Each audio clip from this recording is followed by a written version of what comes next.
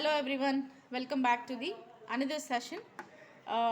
This video I wanted to make you to understand pointer arithmetic little bit deeper, because addition subtraction can be done as the way we were seen in the last video, and this is in which way operations will get differentiated respective to normal variables and the pointer variables, and you have only one concept, which is increment and decrement.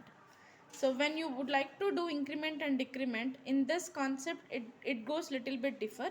So that concept we'll see. Now I'm taking the example of array. Usually array of elements, when you are writing an array of elements, look at this. So these are what my array, that x of 0, x of 1, x of 2, x of 3, x of 4 are my array elements. So with this you can understand my array size is what? X of 5. So now my array is going to have all these elements. Now if you see this one, this is my array, right? And all the elements which are my first element can be of I'm taking, which is 10 and the 15, 20, 25 and 30. So these elements can be of anything what user wanted to give. So I'm initializing all these elements in the program. Now look at the address of each variable, each index, and this has started with 1000. So it doesn't mean that always you have to take 1000. Moreover, it is not decidable by us. That is, user can't decide this address. It is the job of processor. So when you wanted to execute a program, you can see even address of some variable by denoting with ampersand p and percentile u. Access specifier is percentile u. Address of p is to see the address of specific variable.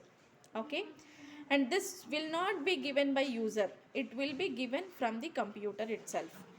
And moreover, addresses will be in the form of hexadecimal. Keep these 2 points in the mind.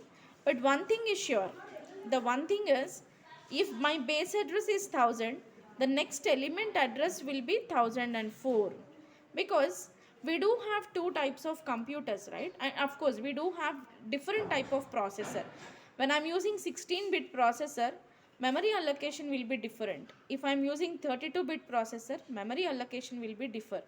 If it is 64-bit, again it will get differ. So these days people are working with 32-bit computer, where it takes 4 bytes for integer.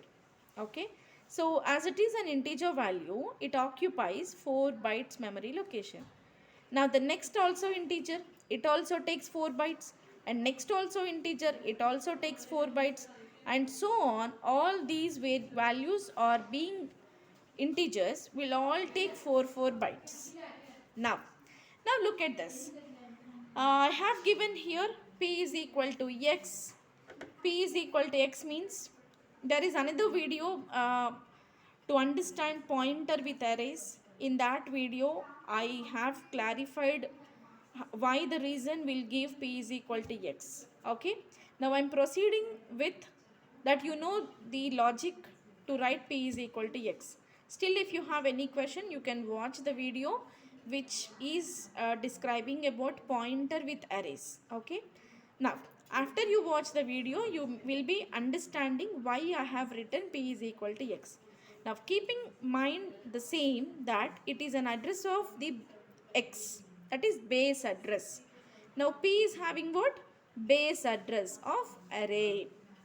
Now we'll see how it will be happen. If I put p is equal, if I write p is equal address of x of 3, what does it mean? If I write p is equal to address of x of 3, what does it mean? Base address plus index into scale factor of integer, right? Now my base address is, I have taken 1000 as my example. Now index is what? I wanted to retrieve the value this 3. So index is 3. So scale factor, the number of bytes which will be occupied by integer is 4 bytes. Now total it becomes 1012. Now look at this. So this is my array. Now This is what my array representation. This is what a is what constant pointer. So this constant pointers never you can't move it, right? Yeah, never you can't update it. So it will be just having first of all 1000, later by increasing the index it will be pointing to this place. So it is a constant pointer, the value will be constant, that's it. It is a pointing because it is addressing, right? It is referring to the address, it is a pointer, but it is a constant one. That also you can understand through pointer with arrays. Now look at p is equal to a is valid, a is equal to p is not valid. Now look at this, this is what our increment and increment, and this is what post increment.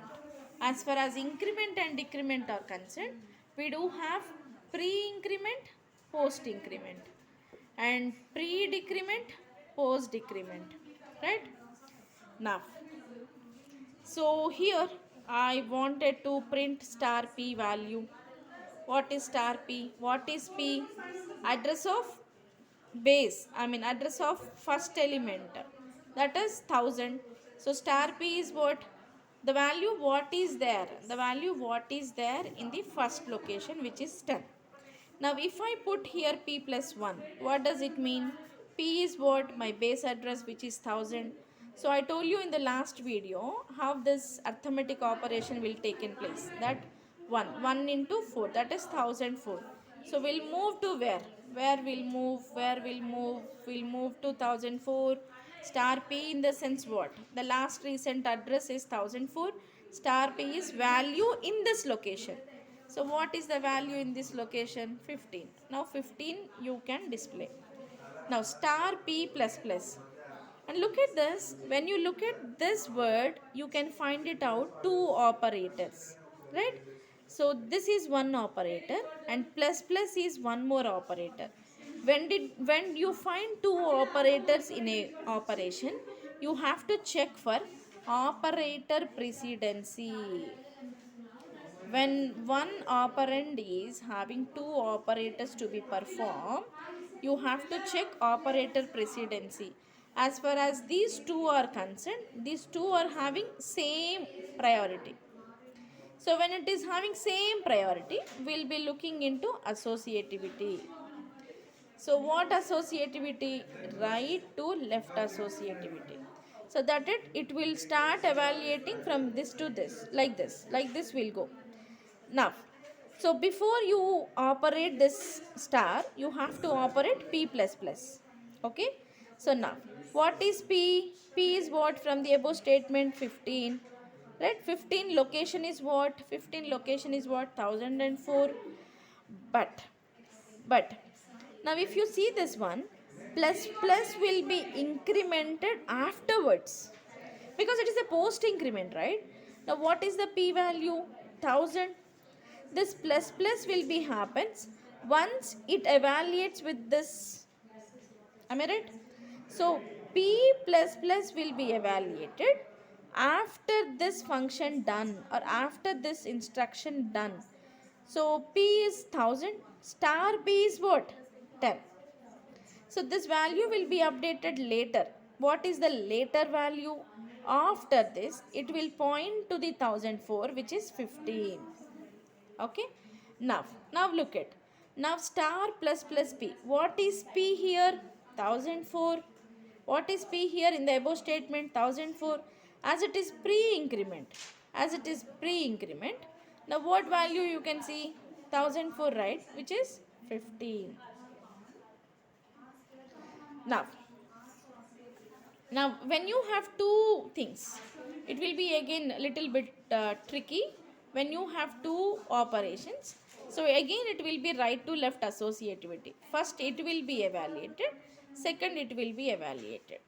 Okay, and always keep in mind, so when you are executing or when you are operating these type of things, so it should follow right to left associativity. That first p has to increment it, then only you can take the value of this.